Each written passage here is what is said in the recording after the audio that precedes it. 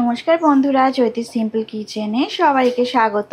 আশা করি তোমরা সবাই খুব ভালো আছো আর আমিও ভালো আছি।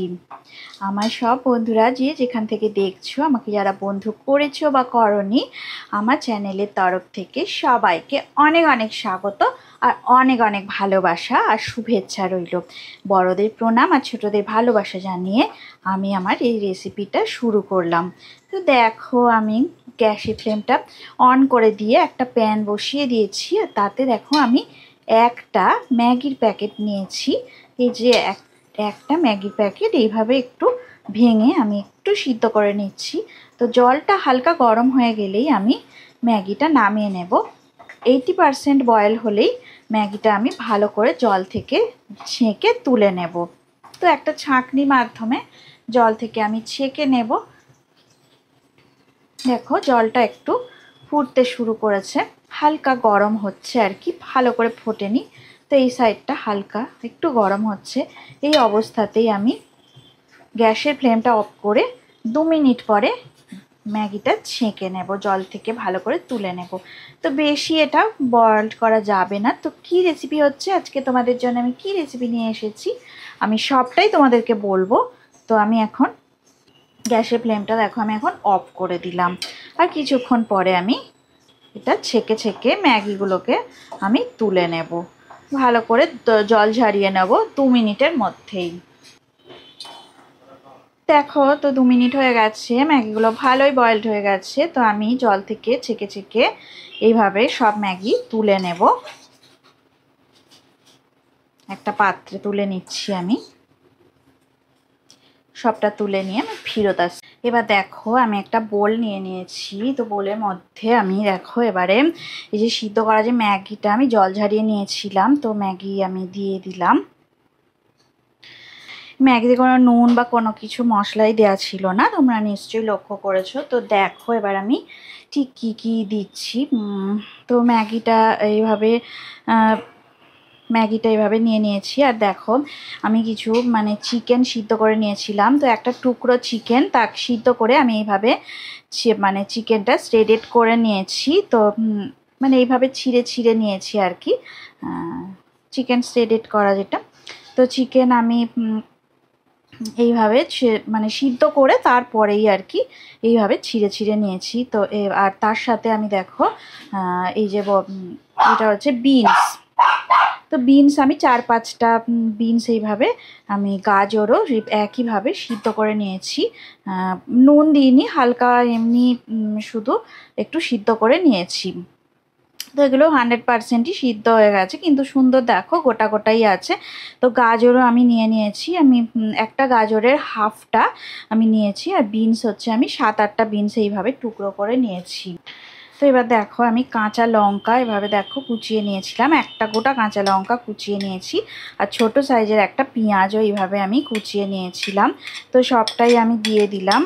পেঁয়াজ আর এই যে মটরশুঁটি রয়েছে, এটাও বয়েলড করা মটরশুঁটি, মটরশুঁটিটাও দিয়ে দিলাম, মটরশুঁটিগুলো দিয়ে দিলাম।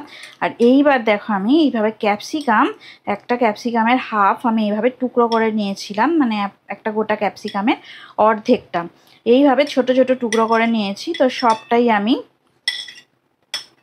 দিয়ে দিলাম। তো ফ্যাটানো একটা ডিম আমি দিয়ে দেব এবার। তো ফ্যাটানো ডিম দিয়ে দিলাম। এবার দেখো আমি সামান্য পরিমাণে একটুখানি নুন দিয়ে দেবো, খুবই অল্প পরিমাণে নুন দেব। কারণ দেখো আমি কি দিতে চলেছি, এইবারে আমি দিতে চলেছি ম্যাগি মশলা। এবার ম্যাগি মশলাটা যে আমি দিয়ে দেবো, পুরো ম্যাগি একটা ম্যাগি মশলা এর মধ্যে আছে। তো পুরো ম্যাগি মশলাটা একটা প্যাকেট আমি দিয়ে দিলাম। তো রেসিপিটা দুর্দান্ত স্বাদের হতে চলেছে, তোমরা স্কিপ করো না, ভিডিওটা প্রথম থেকে শেষ পর্যন্ত দেখো। এইবারে আমি দেখো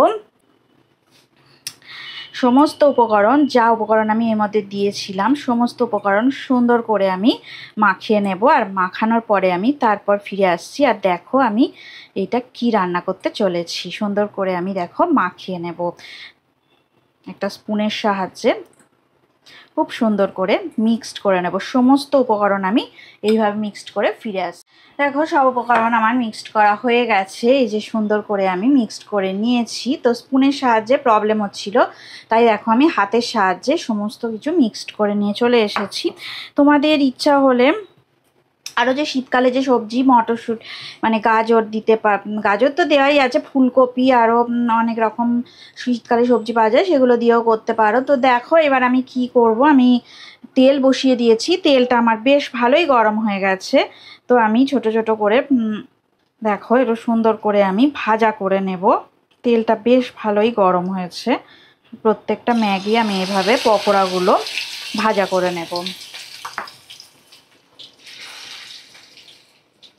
সব ম্যাগি পকোড়াগুলো এইভাবে ভাজা করে আমি ফিরে আসছি। উল্টে পাল্টে দুপিঠটা ভালো করে ভাজা করে নিচ্ছি। দেখো আমি পকোড়াগুলো আস্তে আস্তে একটা একটা করে উল্টে পাল্টে ভাজা করে নিচ্ছি, মানে ম্যাগি পকোড়াগুলো আর কি। তো মিডিয়াম ফ্লেমে রেখেই আমি ভাজাটা করছি।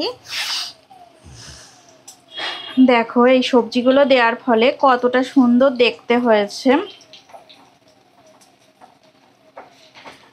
কত সুন্দর দেখো কালারটাও আসছে। একটু গোল্ডেন ব্রাউন করে সমস্ত পকোড়াগুলো ভাজা করে নিচ্ছি। দেখো এই পকোড়া কয়েকটা ভাজা হয়ে গেছে। তো পকোড়াগুলো আমি আস্তে করে ম্যাগি পকোড়া তুলে নেব। তো দেখো এই ম্যাগি পকোড়াগুলো ভাজা হচ্ছে, আর যেগুলো দেখো এই যে একটু কাঁচা আছে, তো উল্টে পাল্টে আমি ভালো করে ভাজা করে নেব। আর কয়েকটা ম্যাগি পকোড়া হয়ে গেছে, তো সেইগুলো আমি একটা পাত্রে তুলে নিচ্ছি।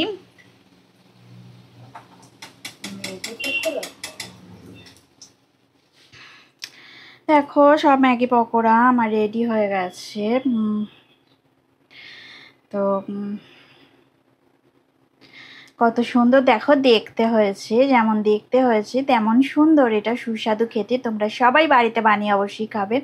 তো সবাই বাড়ির লোক খুব প্রশংসা করবে। দারুণ সুস্বাদু সেরা স্বাদের এই রেসিপি তোমরা অবশ্যই একবার বাড়িতে ট্রাই করো। আমি ঠিক যেভাবে বানালাম সেভাবে তোমরা বানিয়ে দেখো, আর স্কিপ না করে অবশ্যই তোমরা দেখেছো বলে আমি আশা রাখছি। তো দেখো সুন্দর করে আমি বানিয়ে নিলাম আর সুন্দর করে রেসিপিটা সার্ভ করে দিয়েছি। তো কত সুন্দর দেখতে হয়েছে দেখো তোমরা একবার। তো ম্যাগি দিয়ে তো সব সময় অনেক রকম খাবারই আমরা করে থাকি। তো ফ্রাইড ম্যাগি বা জল দিয়েও অনেক সময় করে থাকি। তো এই রেসিপিটা তোমরা একবার হলেও বাড়িতে অবশ্যই ট্রাই করে দেখো। দারুণ সুস্বাদু এই রেসিপিটা, একবার অন্তত ট্রাই করো। তো দেখো সুন্দর করে আমি সার্ভ করে দিয়েছি। রেসিপিটা যদি ভালো লেগে থাকে তাহলে অবশ্যই লাইক দেবে, শেয়ার করবে আর কমেন্ট করে আমাকে জানাবে তোমাদের কেমন লাগলো। তোমরা ভালো থাকো, সুস্থ থাকো আর আমার রেসিপি দেখতে থাকো। তোমরা আমার পাশে সব সময় থেকো। যারা পুরনো বন্ধু আছো তাদেরকে তো অনেক ধন্যবাদ, আর যারা নতুন বন্ধু আমার চ্যানেলটা এখনই ভিজিট করলে তারা অবশ্যই সাবস্ক্রাইব করে আমার পাশে থাকবে, তাহলে আরও সুন্দর সুন্দর রেসিপি তোমরা দেখতে পাবে। আর সাবস্ক্রাইব করে পাশে থাকা বেল আইকনটা অবশ্যই প্রেস করে দেবে, তাহলে আমার নতুন নতুন রেসিপি তোমাদের কাছে সবার আগে পৌঁছে যাবে। আর আমাকে এইভাবে এগিয়ে নিয়ে যাওয়ার জন্য পুরনো বন্ধুদের অনেক অনেক ধন্যবাদ, অনেক ধন্যবাদ তোমাদের। আর সবার জন্য অনেক শুভেচ্ছা রইল।